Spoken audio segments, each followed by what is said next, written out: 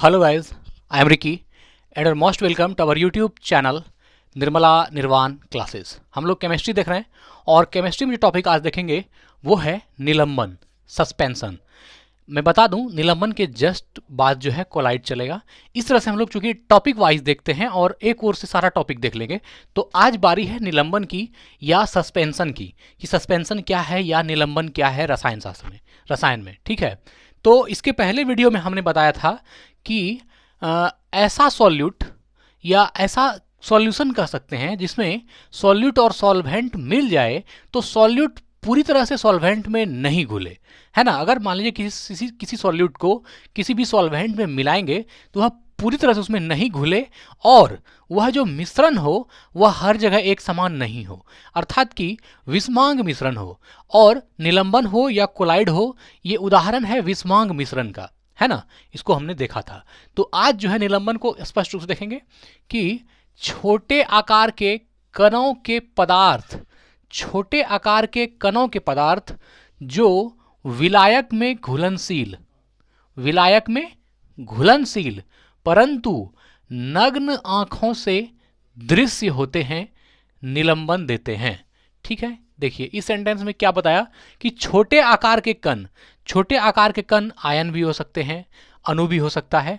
तो छोटे आकार के कण के पदार्थ, छोटे आकार के कणों के पदार्थ जो विलायक में अघुलनशील होते हैं, सॉरी इसके पहले हमने घुलनशील पढ़ दिया, अघुलनशील होते हैं मतलब कि वह जो है विलायक में घुलेगा नहीं, या कोई ऐसा सॉल्यूट जो सॉल्वेंट में घुलेगा नहीं, मतलब कि सॉल्वेंट में वह घुलेगा नहीं। तो छोटे आकार के कणों के पदार्थ जो विलायक में अघुलनशील है, घुलेगा नहीं अर्थात अघुलनशील है, परंतु नग्न आंखों से दृश्य होते हैं, नंगी आंखों से दिख जाते हैं, निलंबन देते हैं। तो ऐसे सॉल्यूट होते हैं जो निलंबन देते हैं कि सॉल्वेंट में अगर उसको हम घोलें तो वह अघुलनशील है, अर्थात वह उस सॉल्वेंट में घुलेगा नहीं। ऐसा सॉल्यूट जो किसी सॉल्वेंट में घुलेगा नहीं और नंगी आंखों से उसके कणों को हम देख सकते हैं, वह क्या देता है, निलंबन देता है ना। तो निलंबन कुल मिलाकर के निलंबन जो है एक विलयन है ना। निलंबन एक ऐसा विषमांग मिश्रण है जिसमें कि किसी भी सॉल्यूट को अगर उसके सॉल्वेंट में मिलाएंगे तो वह सॉल्यूट पूरी तरह से उसमें अघुलनशील होगा, अर्थात घुलेगा नहीं, और साथ ही क्या होगा, नंगी आंखों से वह जो है उसमें दिखाई देगा। ठीक है, वो निलंबन कहलाएगा। अब यहां पर कुछ 5 पॉइंट है निलंबन संबंधित। यह 2 या 2 से अधिक पदार्थों का विषमांग मिश्रण होता है। 2 या 2 से अधिक पदार्थों का क्या होता है, विषमांग मिश्रण। हमने विषमांग मिश्रण बताया है कि विषमांग मिश्रण क्या होता है। विषमांग मिश्रण ऐसा होता है कि जिस मिश्रण में, है ना, जब सॉल्यूट और सॉल्वेंट को मिलाते हैं तो उसमें सभी जगह सॉल्यूट और सॉल्वेंट का अनुपात एक जैसा नहीं होता है। कहीं पर ज़्यादा घना होता है, कहीं पर ज़्यादा सघन होता है, कहीं पर नहीं होता है। और जो है सॉल्यूट जो है सॉल्वेंट में पूरी तरह से घुलनशील नहीं होता है, अर्थात अघुलनशील होता है, तो वह विषमांग मिश्रण होता है। या विषमांग मिश्रण का अगर परिभाषा जानना है तो ऐसा कह सकते हैं कि विषमांग मिश्रण एक ऐसा मिश्रण होता है जिसकी संरचना पूरे मिश्रण में एक समान नहीं होती। विषमांग मिश्रण एक ऐसा मिश्रण होता है ना, विषमांग मिश्रण एक ऐसा मिश्रण होता है जिसकी संरचना पूरे मिश्रण में एक समान नहीं होती है।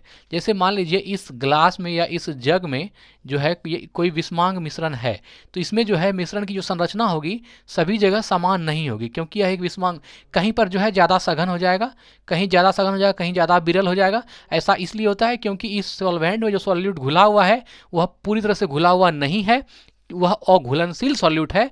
इसलिए जो है वह उसकी संरचना सभी जगह, अगर यहाँ से एक बूंद उठाएं और यहाँ से एक बूंद उठाएं, दोनों में अंतर हो जाएगा। यह जो है विरल है और यहाँ पर जो है यह सघन है, यहाँ पर जो है इसके अणु क्या है, सॉल्यूट के सघन है। तो ऐसा इसलिए हुआ क्योंकि इसमें जो डाला गया सॉल्यूट है वह पूरी तरह से घुला नहीं है और इसलिए यह जो है निलंबन दे रहा है ना। तो विषमांग मिश्रण क्या हुआ, विषमांग मिश्रण एक ऐसा मिश्रण होता है जिसकी संरचना पूरे मिश्रण में एक समान नहीं होती, है ना, और जिसमें मौजूद घटक पदार्थ आसानी से अलग अलग पहचाने जा सकते हैं। इसमें मिलाया हुआ घटक पदार्थ आसानी से अलग, है ना, अलग अलग पहचाने जा सकते हैं, अलग अलग पहचाने जा सकते हैं। ये किसके बारे में है, तो यह है जो है विषमांग मिश्रण के बारे में। विषमांग मिश्रण में जो घटक हैं उसमें जो है आसानी से अलग अलग पहचाने जा सकते हैं, अलग अलग सॉल्यूट जो है, अलग अलग विलेय जो है वह पहचाने जा सकते हैं, है ना। इसमें मौजूद घटक पदार्थ आसानी से अलग अलग पहचाने जा सकते हैं। और विषमांग मिश्रण ऐसा मिश्रण होता है जिसकी संरचना पूरे मिश्रण में एक समान नहीं होती, पूरे मिश्रण में जो है उसका अनुपात एक जैसा नहीं होता है। तो यह हो गया आपका विषमांग मिश्रण। और विषमांग मिश्रण का एक उदाहरण है, एक खासियत है कि इस प्रकार के मिश्रण के अवयवों का वितरण समान नहीं होता है। विषमांग मिश्रण के अवयवों का वितरण जो है, इसके अवयव का, है ना, इसके अवयवों का जो वितरण है ये समान नहीं होता है, या वितरण का जो अवयवों का जो वितरण है वह समान वितरण नहीं होता है। वह क्या होता है? समान वितरण जो है नहीं होता है। किसमें? विषमांग मिश्रण में। ठीक है। और क्या है? इन्हें भौतिक विधियों द्वारा इनके घटकों से अलग किया जा सकता है। विषमांग मिश्रण को भौतिक विधि द्वारा, किसके द्वारा? भौतिक विधि द्वारा जो है, भौतिक विधि द्वारा इनके मिश्रणों को अलग किया जा सकता है ना। भौतिक विधियों द्वारा इनके घटक को अलग किया जा सकता है। किसके घटक को? तो विषमांग मिश्रण के घटक को। विषमांग मिश्रण के घटक को भौतिक विधि द्वारा अलग किया जा सकता है। हम जानते हैं कि कोलाइड भी एक विषमांग मिश्रण का उदाहरण है, इसलिए कोलाइड में मिले हुए सॉल्यूट को भी अलग किया जा सकता है, या कह सकते हैं कि कोलाइड के विलयनों के भी घटकों को अलग किया जा सकता है। तो यह जो है विषमांग मिश्रण है। और देखिए कोलाइड में क्या होता है, इसमें परिक्षेपित कणों का आकार 10⁻⁵ सेंटीमीटर या इससे अधिक होता है। 10⁻⁵ सेंटीमीटर या इससे अधिक होता है कोलाइड के कणों का अधिक आकार। ठीक है। और विषमांग मिश्रण से संबंधित जो एक है, अगर विषमांग मिश्रण का एक उदाहरण देखेंगे तो यह हो जाएगा मिट्टी और पानी। अगर आप मिट्टी को और पानी को, मिट्टी प्लस पानी को मिलाएंगे तो यह किसका उदाहरण होगा? यह विषमांग मिश्रण का उदाहरण होगा, है ना। विषमांग मिश्रण का उदाहरण बनेगा। तेल और पानी को जब आप ऑयल और वाटर को मिलाएंगे, है ना, ऑयल प्लस वाटर, ये भी जो है किसका एग्जाम्पल होगा? ये भी हो जाएगा आपका विषमांग मिश्रण का, है ना। तेल और पानी को भी मिलाएंगे तो यह विषमांग मिश्रण का उदाहरण हो जाएगा, है ना। सूप में सब्जियां जब मिलाते हैं तो वह भी विषमांग मिश्रण का उदाहरण होता है। तो ये सभी जो है मिट्टी और पानी का मिश्रण हो जाए या तेल और पानी का मिश्रण हो जाए, यह विषमांग मिश्रण का उदाहरण है। और इसके अवयवों को भौतिक विधि द्वारा अलग कर सकते हैं। आसानी से अलग अलग जो है इसमें मिलाए हुए सॉल्यूट जो है आसानी से अलग अलग पहचाने जा सकते हैं। और इसके वितरण में अवयवों का जो अनुपात होता है वह सभी जगह समान नहीं होता है। ठीक है। चलिए, अब बी नंबर था कि इसमें परिक्षेपित कणों का आकार, किसमें? इसमें का मतलब निलंबन में। इसमें परिक्षेपित कणों का आकार 10⁻⁵ सेंटीमीटर या इससे अधिक होता है। 10⁻⁵ सेंटीमीटर या इससे अधिक होता है।